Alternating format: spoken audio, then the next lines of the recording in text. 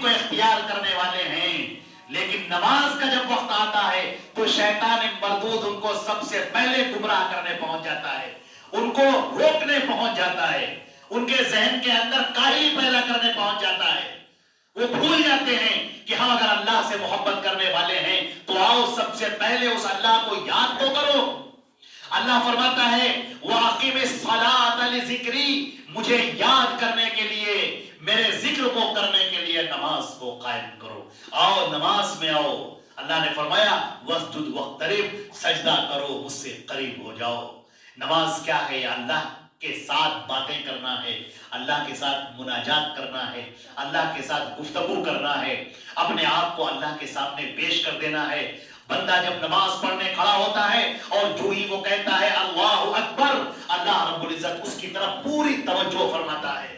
یہاں تک کہ جب وہ الحمدللہ رب العالمین کہتا ہے، اللہ رب العزت فرماتا ہے حمدنی عبدی، دیکھو میرا یہ بندہ ہے، یہ میری تعریف کر رہا ہے، میری توصیف کر رہا ہے۔ یہاں تک کہ جب وہ الرحمن الرحیم کہتا ہے، اللہ تعالیٰ فرماتا ہے اثنا علی عبدی، میرا بندہ میری ستائش کر رہا ہے۔ یہاں تک کہ جب وہ کہتا ہے مالک یوم الدین، اللہ رب العزت فرماتا ہے مجدنی عبدی، یہ میرا بندہ، اس نے میری بزرگی بڑائی کی، میری بڑائی بیان کی، میری بزرگی بیان کی۔ اور جب وہ کہتا ہے ایاک نعبد و ایاک نستعین، اللہ تعالیٰ فرماتا ہے کہ یہ میرے بندے کے لیے ہے، وَلِعَبْدِ مَا سَأَلَ، میرا بندہ جو مجھ سے مانگے گا آج میں اس کو دے دوں گا۔ اللہ متوجہ ہو رہا ہے بندے کی طرف، لیکن شیطان آ جاتا ہے، جن کا نام خنزب بیان کیا گیا حدیث کے اندر، خنزب نام کا شیطان، جو اسی بات پر مامور ہے کہ بندے کو نماز کے قریب نہ ہونے دے، اور اگر وہ نماز پڑھنے لگے تو نماز میں وسوسے ڈالے، نماز میں خیالات ڈالے، نماز کی رکعات بھلا دے،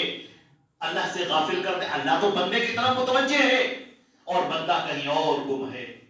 وہ کچھ اور سوچ رہا ہے، کسی اور وادی میں گھوم رہا ہے، اسے پتہ ہی نہیں کتنی رکعت ہوئی، وہ کیا کہہ رہا ہے اسے پتہ ہی نہیں، وہ زبان سے کیا بول رہا ہے اس کو پتہ ہی نہیں، وہ اس کو اپنی نماز سے غافل کر دیا جائے۔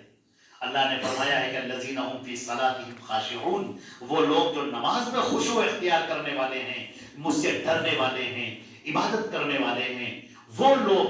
جنت الفردوس کے وارث ہوں گے۔